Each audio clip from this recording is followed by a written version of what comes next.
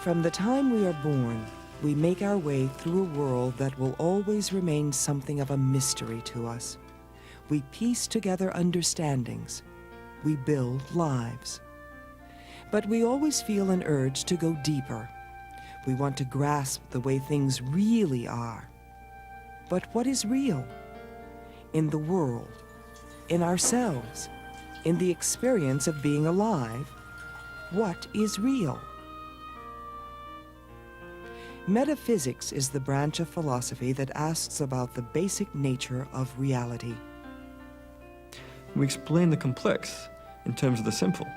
We try to find the simple behind the complex. Whenever we can do this, and it happens every now and then, we feel that we've really achieved something. We've got some kind of explanatory power. And metaphysics can be conceived, as, I think, as trying to boil down everything.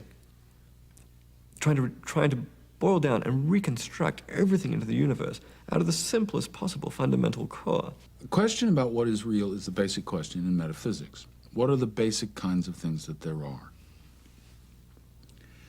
Now, the only thing I think I want to emphasize here is the following.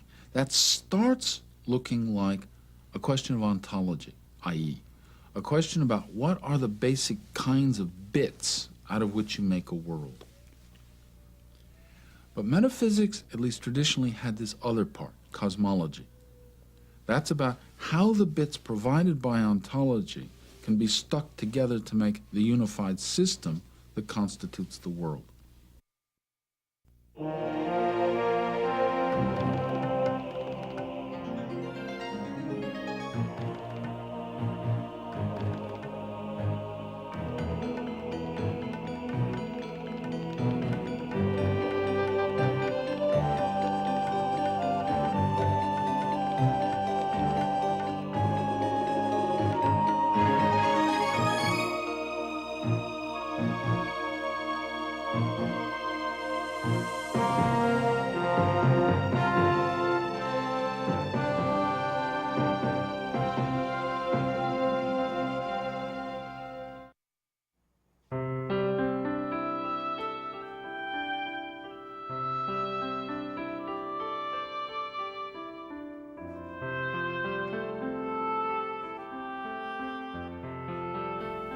If asked, what is real, the first thing most people think of is the physical world, the ground we stand on, the objects around us, our own bodies.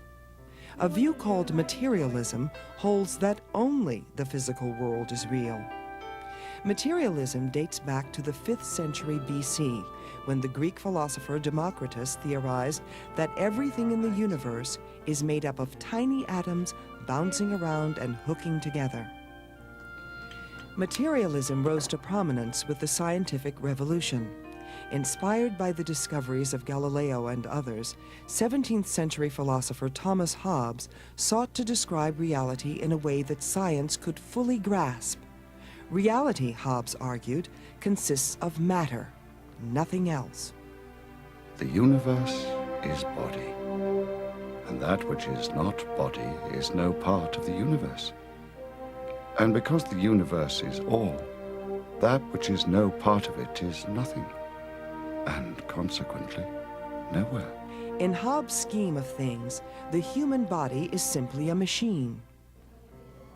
For what is the heart but a spring? And the nerves but so many strings? And the joints but so many wheels, giving motion to the whole body, such as was intended by the artificer. But to say that reality consists only of matter seems to leave out other things. What about our conscious inner lives? What about deciding a move in a card game, or getting a joke, or feeling pleasure among friends? This inner stream of consciousness doesn't seem material. And I think one's led to the conclusion that the fundamental ingredients of the world to generate consciousness have to, for example, to go beyond the fundamental ingredients of physics. Because nothing in the fundamental ingredient of physics is going to give you consciousness. So you need something else, some new fundamental ingredient in the world. Maybe you need something like consciousness as a fundamental ingredient in the world in the same way in which space and time and mass are fundamental ingredients. A view called idealism maintains not only that consciousness exists along with matter, it argues that reality is made up entirely of ideas. Writing somewhat later in the scientific revolution, Bishop George Berkeley sought to crush the threat materialism posed to religion. If everything were made up of matter, where would God fit in? Where would souls fit in? What would happen to our souls after we die? Spiritual substances are for Berkeley the ultimate building blocks of the universe. This obviously leaves Berkeley with no problem of explaining the immortality of the soul. The soul is a spiritual substance, it has no parts, and it's the sort of thing which can survive. The crux of Berkeley's argument is that we know about the world only through the ideas or sensations that our senses send to our minds. Since we can know only ideas, we can't conclude that a world of matter exists. It is indeed an opinion strangely prevailing among men that houses, mountains, rivers, and in a word, all sensible objects have an existence distinct from their being perceived by the understanding. But this principle may involve a manifest contradiction. For what are objects but the things we perceive by sense? And what do we perceive besides our own ideas or sensations? Instead of making the world, the reality, the final touchstone, that is, everything else is answerable to the world, you make the world itself answerable to our states of consciousness. For Berkeley, what people think of as things are really collections of ideas. They exist not in a world of matter, but in the mind of God. All of the choir of heaven and furniture of the earth, in a word, all those bodies which compose the mighty frames of the world, have no substance without a mind. Their being is to be perceived. Consequently, so long as they are not actually perceived by me or other created spirits, they must either have no existence at all, or else exist in the mind of some eternal spirit. Even in his own day, Berkeley's denial of the existence of matter was seen as odd. One story pictures him visiting the famous satirist Jonathan Swift. Swift instructed his servant that he needn't open the door to him, since if Berkeley's philosophy were true, if Berkeley's philosophy that matter did not exist, and that the only things that existed were immaterial minds, Berkeley could as easily walk through a closed door as through an open one. Still, if Berkeley's position is extreme, many people believe in a spiritual reality that's different from the physical world. It may exist apart, such as a heaven, or in Plato's vision, a world of pure forms or ideas. Or it may be a deeper dimension in the world around us, such as Spinoza's view that God and nature are one. Other philosophers have objected to such notions as metaphysical speculations, castles in the air. One argument contends that anything we can't perceive with our senses or prove through science shouldn't be considered real. In the words of 20th century philosopher A.J. Ayer, No statement which refers to a reality transcending the limits of all possible sense experience can possibly have any literal significance, from which it must follow that the labors of those who have striven to describe such a reality have all been devoted to the production of nonsense. Hello? Oh, hi, Grandma. How are you? another argument against metaphysical speculation came from a group of late 19th and early 20th century American philosophers called pragmatists. Reality, pragmatists argue, should be defined in terms of practical consequences. William James explains. The pragmatic method is primarily a method of settling metaphysical disputes that otherwise might be interminable. Is the world one or many, fated or free, material or spiritual? Here are notions either of which may or may not hold good of the world, and disputes over such notions are unending.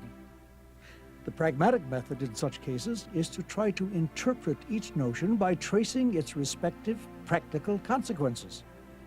What difference would it practically make to anyone if this notion rather than that notion were true? If no practical difference whatever can be traced, then the alternatives mean practically the same thing, and all dispute is idle. One thing I've learned from pragmatism, I think that in philosophy we should start by taking seriously the way we think and talk and find we have to think and talk in order to lead our lives. It's no good saying, strictly speaking, the whole world is inside my head or it's just my sensations. But of course I have to think the opposite in order to live at all. Charles Darwin's theory of evolution exerted a major influence on pragmatism. It placed humans in the perspective of all other organisms struggling to survive. Pragmatists view language, for instance, as primarily a tool for survival and success in the world, rather than an abstract way of representing reality. After Darwin, it becomes very hard to say that human beings grasp the true nature of things. It's much easier to say they've developed language to enable them to serve various ends, better food, better sex, better shelter, more interesting lives, and so on, as opposed to doing this thing called knowing what things in themselves really are. So after Darwin, the pragmatists in America and Nietzsche in Europe said, don't ask the question, which language gets reality right? Just ask the question, which language serves what human purpose best? The distinction between trying to capture the true nature of reality versus defining reality in human terms has remained central to recent philosophy. The opponents in the debate are often referred to as realists and anti-realists. To realists, reality is objective and exists in the world apart from how I view it. And what realism wants to say in general about the character of things that exist is that, at least talking about material objects, that those things exist independently of us, independently of minds, independently of observers, independently of our representations of things. So they exist externally is the buzzword for philosophers. And the idea that there is a real world that's external to us, it doesn't depend on us for its existence. It's there whether or not we were ever conscious. It was the physical reality was there before any of us was ever existed or was ever conscious, and it will continue to be there long after life and consciousness have ceased from our little planet. Now, that I regard as just absolutely basic. That's a condition of sanity, philosophically speaking. It can be comforting to think of reality as external, independent of me. My life will end, but the world will go on. This is the reality of the realists. But for anti-realists, we construct reality. There may be stuff out there, but we shape it into the reality we know through our conceptual systems. Reality is like the child's concept of what the blocks will become. In the words of Nelson Goodman, now as we thus make constellations by picking out and putting together certain stars rather than others, so we make stars by drawing certain boundaries rather than others. Nothing dictates whether the sky shall be marked off into constellations or other objects. We have to make what we find, be it the Great Dipper, Sirius, food, fuel, or a stereo system. Here's a typical argument. The argument goes, look, in order that you can even talk about the real world, you got to have a language. But language is a social construction. Now, you can't talk about trees and mountains without the words tree and mountain. So any fact about trees and mountains has to contain at least this component that we constructed, because the world doesn't divide up any old way. It divides up the way we divide it. Therefore, there are no facts independent of independent of our language and thought processes. consider the question of how many objects you see on screen. 3? Or 3 more still? Or yet 1 more? For anti-realists, Things are as we name them. Parts and wholes are as we define. Some logicians have widened the notion of a whole, a W-H-O-L-E, in such a way that any parts you like, any things you like, can be thought of as parts of one whole, even if they're not spatially next to one another, and even if they're not rigidly attached. So, for example, in this widened sense of the term whole, there is a whole consisting of this chair and this bottle, as well as, of course, whatever is a part of the bottle, like the lid, is also part of that whole, because a part of a part is a part. And also, if you take the arm of this chair and the cap of this bottle, that's a part of the whole, called an Oscar. And in fact, there are some things which we're comfortable as thinking of a single thing, which have disconnected parts. For example, we think of Hawaii as a part of the United States, even though it's separated by a couple of thousand miles of blue water. But now, as soon as you notice that you can widen the notion of an object that way, you suddenly notice that there's more than one answer to the question, how many things am I holding in my hands? In the conventional way of counting, if you just count the bottles as things, there are only two. If you count the Oscar, there are a lot more. There are three. And if you count the parts of Oscar or the parts of the bottles, there are many different answers to the question, how many objects am I holding up in my hands? And they're all true, I want to say.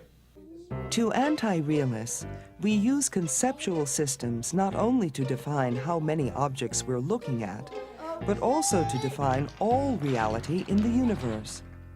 We should think of lots of descriptions of the universe as true of the universe, even though they're quite unrelated to one another, even though there are dozens of them. In the physicist's description, the politician's description, the poet's description, they don't all converge to a single truth. Why should they? You guys, Grandma's here. Come Oh, on, let's Daddy, go. come back. Come on, you guys. Yeah. Oh, Daddy. Grandma! Hi, babies. Oh, hi there. Oh. What is the reality of a child? Is it different from the reality of an adult? If you ask a child an adult question, what is government? Why is there war? The answer may make you laugh, or it may make you laugh and wish the world still seemed so simple to you. We try to teach children the difference between make-believe and reality, and they seem to learn. I shouldn't lie. Ghosts aren't real. That was just a nightmare. I don't need to be afraid. But what does it mean to say that a child gains a sense of reality? Recent studies of the brain suggest that each person's sense of reality is finely etched into the synaptic weights of the brain. Perhaps the most fundamental way in which the brain learns is by slowly changing the strength or size or weight of the synaptic connections that join one neuron to another. This is the means by which neurons talk to one another, typically to hundreds of millions of their brothers and sisters, not just one or two, like a telephone conversation. And the way in which neurons interact is a function of how big those synaptic connections are or how small they are, and the particular character that a brain has, socially speaking, morally speaking, the knowledge that it embodies, all of that is embodied in the configuration of synaptic weights. What happens in the course of a lifetime, especially during childhood, is that the sizes of those synapses slowly change. They're driven by experience, sometimes painful experience, to slowly strengthen themselves or weaken themselves. And that changes the character of the individual, it changes the beliefs that it has, the skills that it has, the fears and expectations that it has. A realist might say, you see, reality is outside of us, and the child gradually learns how to put together the pieces. Look at how many things we learn to think about in the same way. An anti-realist might say, but no, it's true we process more and more experiences, but we deal with them through conceptual systems. Growing up is developing wider and wider-reaching conceptual systems. Realists can agree with anti-realists that much of reality is a social construction.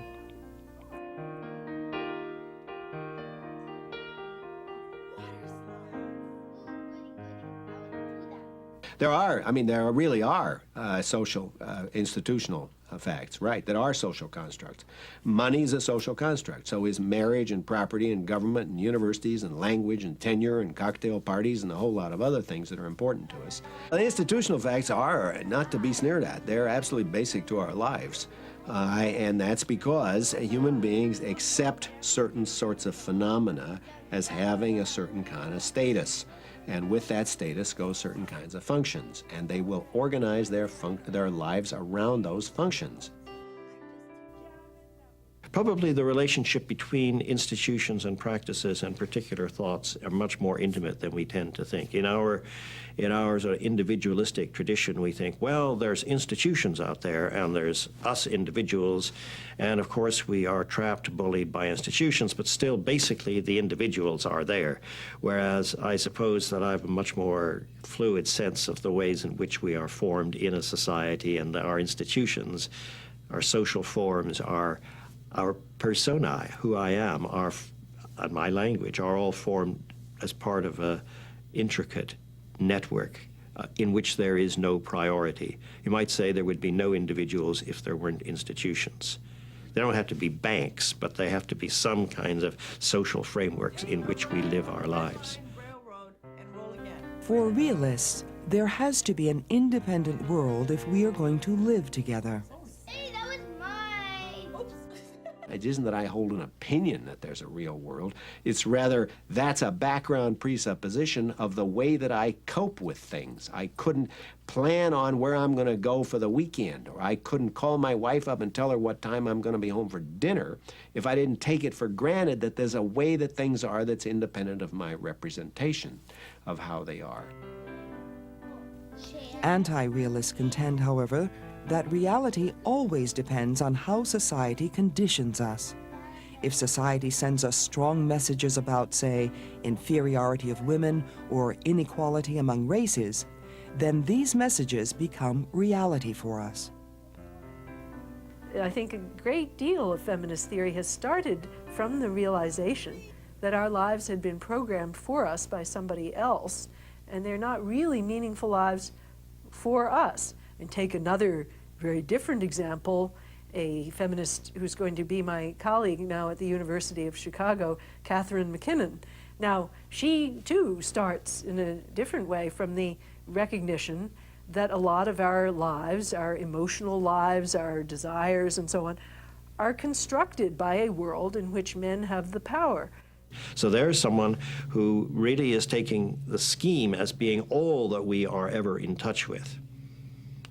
And everything, all our experience is being formed totally within the scheme, and seeing as her task, one of her tasks, the breaking through of those time-encrusted schemes. It's not a new idea that getting in touch with true reality requires breaking through the time-encrusted schemes accepted by society. In 4th century BC Athens, Plato described the same problem in the parable of the cave. We are all like prisoners in a cave, shackled facing a wall. Behind us, objects are paraded past a fire. The prisoners see nothing of themselves or each other except for the shadows each one's body casts on the back wall of the cave. Similarly, they see nothing of the objects behind them except for their shadows moving on the wall. Now, imagine the prisoners were able to talk with each other. And suppose their voices echoed off the wall so that the voices seemed to be coming from their own shadows. Then wouldn't they talk and refer to these shadows as if the shadows were real? For the prisoners, reality would consist of nothing but the shadows. Plato does think that The reason a lot of people are passive about their views and pick up their views is that cultural forces in society encourage them to do that. In The Republic, he goes on at great length about the main cultural forces in his contemporary society, which of course are not like ours. He spends a lot of time on Homer and on tragedy, public performances, public events of a cultural nature. And in our society, the cultural power that he would be worried about would not be that at all. It would certainly be TV, something that you see in your own house, but nonetheless has this cultural power. It presents all this stuff to you, which is very attractive and which you take in passively, and you come to accept it, and then you come to think that's the way things are, that's the real world. In the parable of the cave, one prisoner is freed from his chains and forced to climb out of the cave and view reality in the light of the sun. Plato's message seems to be that only by thinking for yourself and thinking rigorously can you find your way through to true reality and not just accept values imposed by others. Hey kids, dinner's ready. Turn off the TV. Come on over. Birthday, dear Grandma.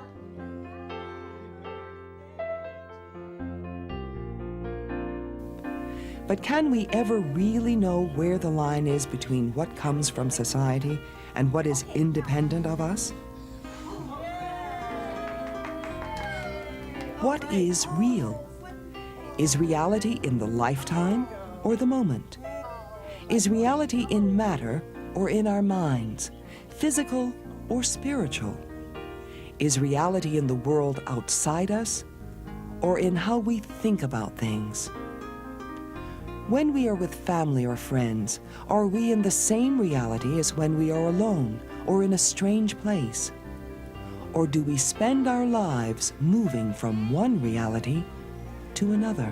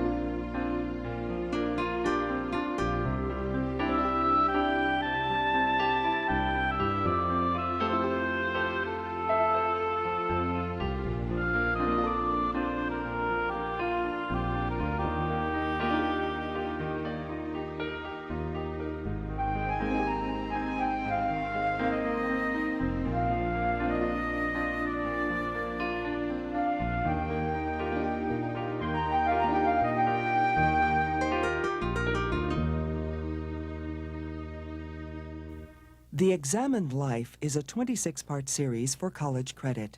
To purchase a video cassette or transcript of this program, call 626-796-7300 or visit us online. Please order by program number.